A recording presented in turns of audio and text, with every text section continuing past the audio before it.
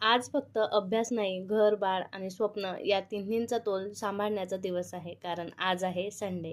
चला तर मैत्रिणींनो, आजच्या या नवीन प्रवासाला सुरुवात करूया.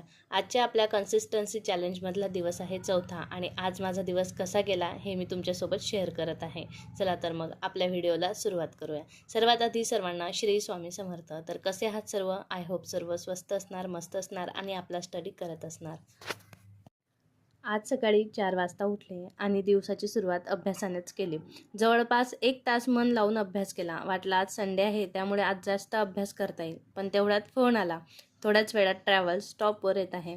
मग पुस्तक बंद केलं आणि लगेच आम्ही दोघं बाहेर पडलो. तर नेमकं कोण आलं होतं? तर बघा, आपला श्रीमू आला होता. तो गावी गेला होता माझ्या मम्मी पप्पांकडे आणि तो तब्बल 10-12 दिवसांनी परत आला होता आणि त्यालाच घ्यायला आम्ही गेलो होतो स्टॉपवरती.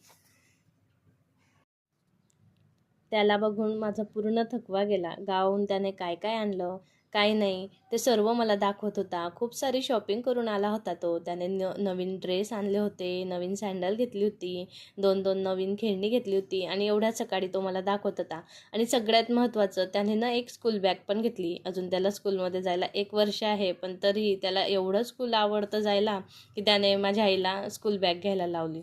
म्हटलं चला बघू काय काय टाकलं आहे तू त्याच्यात. तर काय, त्याच्यामध्ये सर्व खाऊ भरून आणलेला होता त्याने. मग थोडा वेळ मी अभ्यास बाजूला ठेवून त्याच्यासोबत टाईम स्पेंड केला आणि नंतर मग जेव्हा श्रीमय झोपला तेव्हा मी घरातली कामं आवरायला सुरुवात केली. सर्वात आधी आज श्रीमयच्या आवडीची भेंडीची भाजी बनवली.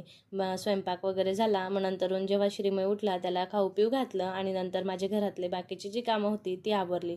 त्यानंतर आज संडे होता, मग म्हटलं चला स्वतःकडेही लक्ष देऊया म्हणून थोडं हेअर केअर करून घेतलं. मी दर संडेला केसांना थोडं ऑइलिंग करत असते. त्याच्यामध्ये मी व्हिटॅमिन ईची कॅप्सूल आणि जे ॲलोवेरा जेल असतं ना, ते कोकोनट ऑइलमध्ये मिक्स करून लावत असते. तर मग मी अशा प्रकारे सर्व केसांना व्यवस्थित लावून घेतलं. छान मालिश केली केसांची. हेअर केअर करणं खूप गरजेचं असतं. नाहीतर आपले हे जे पावसाळ्यामध्ये म्हणा किंवा हिवाळ्यामध्ये खूप आपले हेअरफॉल होत असतो आणि त्यामुळे खूप केस जातात. म्हणून मग मी दर संडेला असं करत असते. आणि ऑइलिंग केल्यानंतरून छान मसाजही करते आणि छानपैकी पॅक बांधून केस मग नंतरून जे काही घरातली कामं होती ती मी आवरली.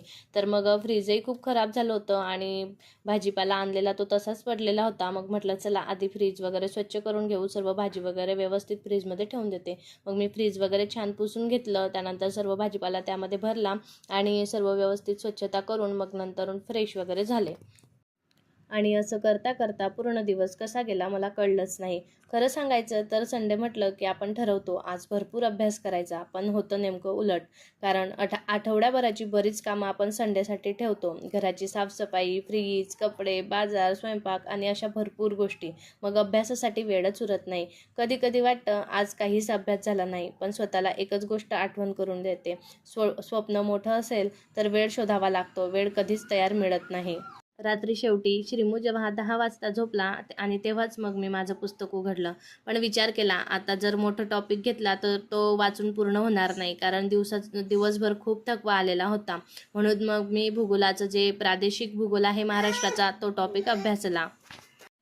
रात्री 10 ते पावणे 12 अभ्यास केला. हो, रविवार होता त्यामुळे अभ्यास इतर दिवसांपेक्षा कमीच झाला. पण एक गोष्ट नक्की, दिवस किती व्यस्त होता यापेक्षा दिवसाच्या शेवटी आपण आपल्या स्वप्नासाठी किती वेळ दिला हे जास्त महत्त्वाचं असतं. असा गेला माझा संडे. तुमचाही संडे असा कामात जातो का की अभ्यासासाठी भरपूर वेळ मिळतो? कमेंट करून नक्की सांगा. रात्री 10 ते पावणे 12 अभ्यास केला. हो, रविवार होता त्यामुळे अभ्यास इतर दिवसांपेक्षा कमीच झाला. पण एक गोष्ट नक्की, दिवस किती व्यस्त होता यापेक्षा दिवसाच्या शेवटी आपण आपल्या स्वप्नासाठी किती वेळ दिला हे जास्त महत्त्वाचं असतं.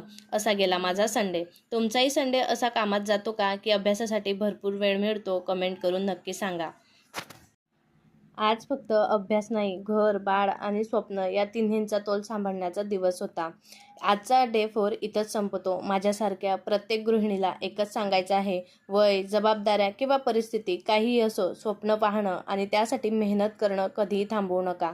हा प्रवास तुम्हाला आवडत असेल तर व्हिडिओला लाईक करा, कमेंट करून तुमचा अभ्यास किंवा दिवस कसा गेला ते नक्की सांगा आणि अशाच डेली स्टडी ब्लॉगसाठी चॅनलला सबस्क्राईब करा. भेटूया डे 5 मध्ये. तोपर्यंत अभ्यास करत राहा, स्वप्नांवर विश्वास ठेवा आणि हार मानू नका.